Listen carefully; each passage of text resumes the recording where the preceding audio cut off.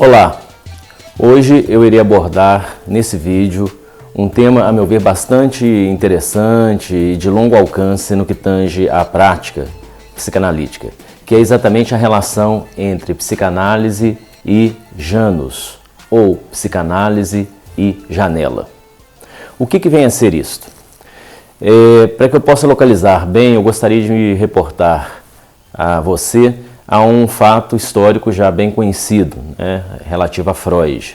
Ou seja, Freud era um grande colecionador de antiguidades, de objetos, de efígies, e em meio à sua coleção de objetos antigos, havia um objeto que lhe era especialmente caro. Ele tinha um apreço muito curioso por esse objeto, que era exatamente a imagem do deus grego chamado Janus, o rosto, a efígie de Janus. E o que é Janus? Janus é exatamente um deus grego que é representado por uma dupla fisionomia. Janus tem uma dupla face. É uma imagem com dois rostos. E o interessante é que Janus era um deus, né, uma imagem de um deus, que normalmente era colocada nas entradas, em lugares estratégicos em alguns templos. E Janus, tendo essa dupla face, era exatamente aquele deus que olhava para frente e para trás, para o passado e para o futuro, para dentro e para fora. E é exatamente daí, né, de Janus, que vem exatamente as palavras janela e também janeiro. Porque exatamente, né, percebamos, janela e janeiro são esses elementos, são essas situações que fazem com que o início e o fim, o dentro e o fora se conectem. Ou seja, acabem tendo relações, acabem tendo encontros que podem nos indicar exatamente que essas dicotomias, como dentro e fora, perto e longe, ontem e hoje, são exatamente dicotomias aparentes, porque quando nós verificamos estas dicotomias mais de perto, nós poderemos ver que esses elementos aparentemente separados, eles estão de fato conectados, porque é exatamente Janus, a janela, que permite que haja uma conexão, portanto, uma relação mais complexa entre o dentro e o fora, o antes e o depois. Pois bem, qual a relação disso tudo com a psicanálise? Eu penso que não é à toa, né? Não é gratuitamente que Freud tinha um apreço muito especial por essa entidade, Janus. Exatamente porque é por aí que a psicanálise, especialmente a prática psicanalítica, funciona. Se tem algo muito importante a partir da psicanálise, é exatamente esta relação complexa entre elementos que aparentemente são separados, tal como, por exemplo, o dentro e o fora, o antes e o depois, o meu e o do outro.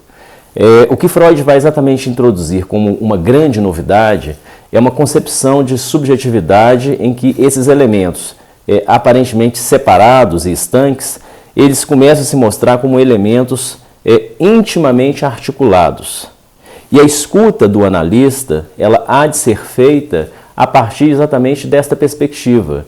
Nós temos que ter todo cuidado para não estabelecermos, não instituirmos escutas que seriam, por exemplo, escutas muito dicotômicas, que estariam separando elementos ao invés de escutar, ouvir a articulação entre os elementos complexos que constituem a nossa subjetividade.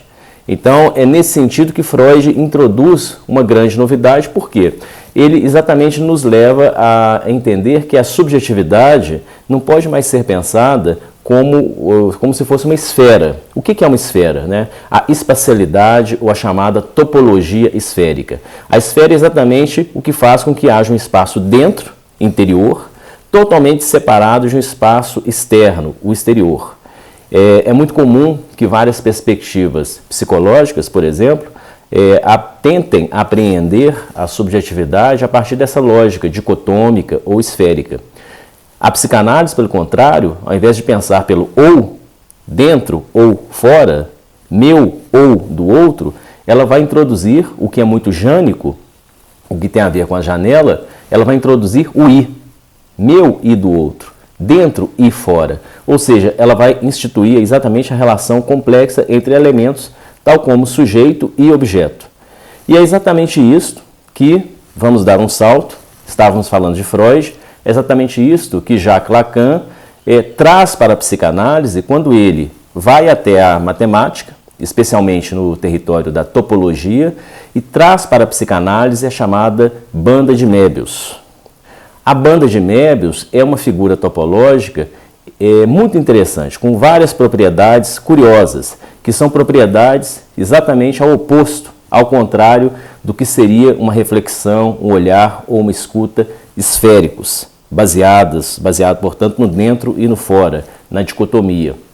A banda de Möbius, ela traz para a cena analítica, e é aí que está, então, a estrutura do sujeito. A banda de Möbius é um modo de se pensar a estrutura do sujeito, ou seja, a nossa própria subjetividade.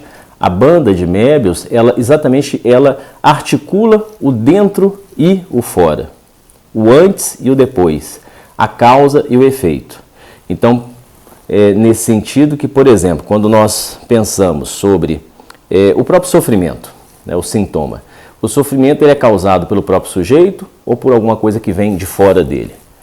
É causado por ele próprio ou pelo ambiente? Uma leitura moebiana vai exatamente nos mostrar como que, para perguntas desta ordem sobre a nossa relação com o sintoma, com o sofrimento, com a subjetividade como um todo, com a sexualidade, não são perguntas que comportariam respostas dicotômicas, mas nós temos que tentar abordar estas situações moebianamente, tal como uma janela. Ou seja, não é nem tão do outro, nem tão do sujeito, nem tão dentro, nem tão fora. Porque se olharmos o percurso exatamente da banda de Möbius, veremos que estamos o tempo todo lidando não com dois espaços ou duas superfícies, mas com uma única superfície. A banda de Möbius ela é monolátera e não bilátera, uma única superfície, e temos que pensar então são as dobras, os efeitos, os momentos dessa superfície que nos dão a impressão de estarmos lidando ora com algo muito íntimo, muito interno, ora com algo muito externo, muito do outro.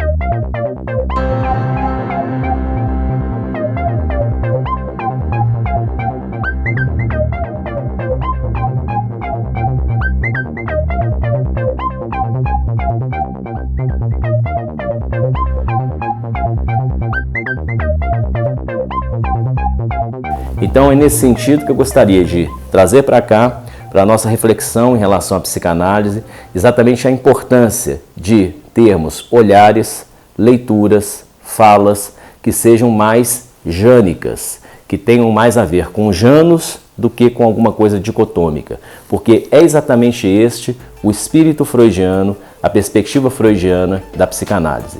Daí, psicanálise e Janus. Até o nosso próximo encontro.